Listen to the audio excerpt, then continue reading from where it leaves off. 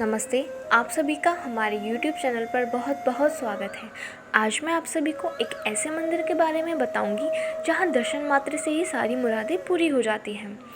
मध्य प्रदेश के सतना जिले में स्थित मेहर नगर से 5 किलोमीटर की दूरी पर घने जंगलों की खूबसूरत हरियाली के बीच ऊंची त्रिकुट पहाड़ी पर माता रानी का मंदिर दुनिया भर के श्रद्धालुओं की आस्था केंद्र है। माना जाता है कि यहाँ आकर माता रानी के दर्शन मात्र से ही मन की मुरादें पूरी हो जाती हैं। यही नहीं, कई रहस्यमयी चमत्कारों की गवाही देता मेहर का यह शारदा माता का मंदिर अपने में ही एक रोचक कहानी समेटे है। चलिए मैं आप सभी को इसके रोचक इतिहास के बारे में बताती हूँ। सतना जिले के मेहर नगर से 5 किलोमीटर की दूरी पर 600 फुट की ऊंचाई पर स्थित त्रिकुट पर्वत को मेहर देवी का मंदिर कहा जाता है। मंदिर की जानकार बताते हैं कि 200 से 250 वर्ष पहले मेहर में महाराजा दुर्जन सिंह जुदेव राजा हुआ करते थे।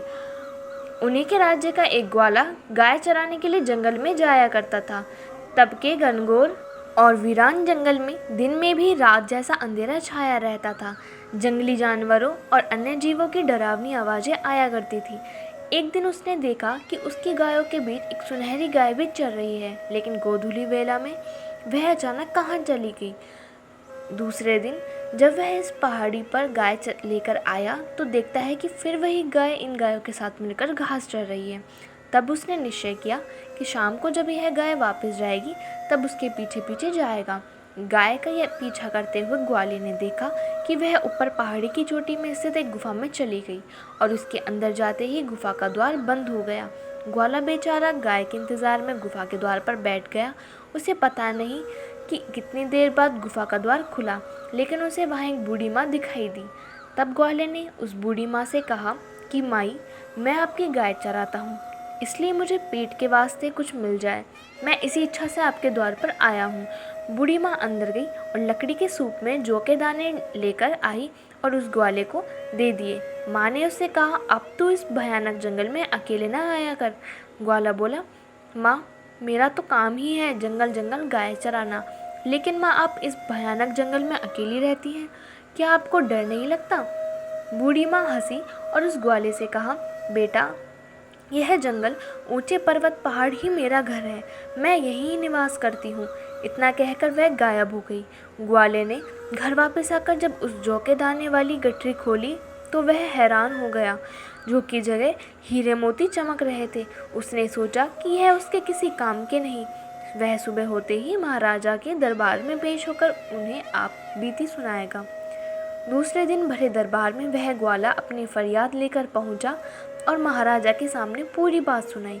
उस ग्वाले की कहानी सुन राजा दूसरे दिन वहां जाने का ऐलान कर अपने महल में सोने चले गए।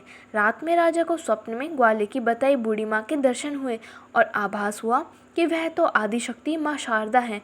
स्वप्न में माता ने राजा को वहां मूर्ति स्थापित करने की आज्ञा दी और कहा कि मेरे दर्शन मात्र से सभी की मनोकामना पूरी होंगी। माना जाता है कि इस मंदिर में हर रोज एक चमत्कार होता है।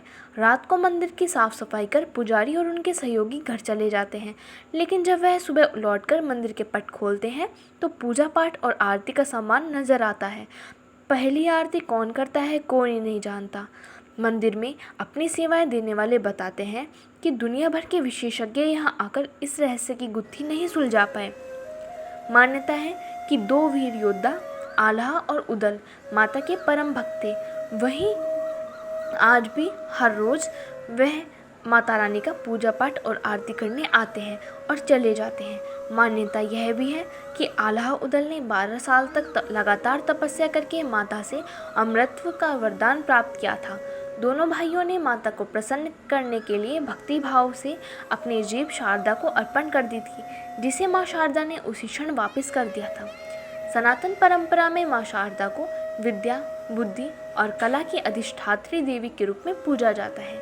परीक्षा प्रतियोगिता की तैयारी में जुटे छात्र माँ शारदा का विशेष आशीर्वाद लेने के लिए बड़ी संख्या में यहाँ पहुँचते हैं। माँ शारदा की सच्चे मन से पूजा करने वाले साधक को सुख समृद्धि का आशीर्वाद प्राप्त होता है और उसकी कभी भी अकाल मृत्यु नहीं होती। माँ शारदा की कृपा से वह हमेशा किसी भी प्रकार के भय, रोग आदि व्याधियों से भी बचा रहता है। करीब 600 फुट की ऊंचाई वाले इस शक्तिपीठ में माता के दर्शन करने के लिए भक्तों को मंदिर की 1001 सीढ़ियाँ चढ़नी पड़ती थी, लेकिन अब भक्तों की आसानी के लिए रोपवे की व्यवस्था भी यहाँ है। हालांकि ज़्यादातर भक्त आज भी सीढ़ियों से ही मुश्किल भरा सफ़र तय करके माता रानी के दर्शन करने आते हैं। अब मैं आपको बताती हूँ कि यहाँ मंदिर पर आप कैसे पहुँच सकते हैं। देखिए, फ़्लाइट से आने के लिए मैहर से करीब 135 किलोमीटर की दूरी पर स्थित मैहर का सबसे करीबी एयरपोर्ट खजुराहो हवाई अड्डा है, जो एक डोमेस्टिक हवाई अड्डा होने की वजह से देश के कुछ ही महत्वपूर्ण हवाई अड्डों से जुड़ा है। देश के विभिन्न शहरों से फ़्लाइट पकड़कर मैहर जाने वाले पर्यटकों और श्रद्धालुओं को जबलपुर एयरपोर्ट के लिए फ़्लाइट पकड़नी पड़ेगी, जो मैहर से करीब 165 किलोमीटर की दूरी पर स्थित है। यहाँ से आप बस और टैक्सी के द्वारा मैहर जा सकते हैं। वहीं जबलपुर से ट्रेन की सुविधा भी है। यदि ट्रेन की बात करें तो नागपुर, इंदौर, नई जलपाईगुड़ी, कानपुर, हज़रत निज़ामुद्दीन, हावड़ा, पटना, वाराणसी, अहमदाबाद, मुंबई, बेंगलुरु और चेन्नई के साथ देश के कुछ अन्य महत्वपूर्ण शहरों से मैहर रेलवे स्टेशन के लिए ट्रेन की सुविधा है। मैहर रेलवे स्टेशन के लिए ट्रेन ना मिलने पर आप जबलपुर या प्रयागराज रेलवे स्टेशन के लिए ट्रेन पकड़ सकते हैं। बस, टैक्सी या दूसरी ट्रेन पकड़कर मैहर जा सकते हैं। शहर के लिए आपको मध्य प्रदेश राज्य के विभिन्न शहरों से बस की सुविधा मिल जाएगी। लेकिन अगर आप मध्य प्रदेश राज्य से नहीं बल्कि देश के अन्य राज्यों से संबंध रखते हैं तो आपको अपने शहर से मैहर के नज़दीकी और बड़े शहर प्रयागराज, खजुराहो या जबलपुर के लिए बस पकड़नी होगी। इन तीनों शहरों के लिए आपको बहुत सारे शहरों से बस की सुविधा मिल जाएगी। यदि बाइक या कार की बात करें तो मैहर देश के छोटे बड़े शहरों से सड़क मार्ग के माध्यम से जुड़ा हुआ है। देश के किसी भी पर्यटक को सड़क मार्ग के द्वारा मैहर पहुंचने में कोई भी परेशानी नहीं होती है। धन्यवाद। इस वीडियो में बस इतना ही। तो प्लीज़ हमारी वीडियोज़ को लाइक कीजिए, शेयर कीजिए और हमारे चैनल को सब्सक्राइब करना ना भूलें।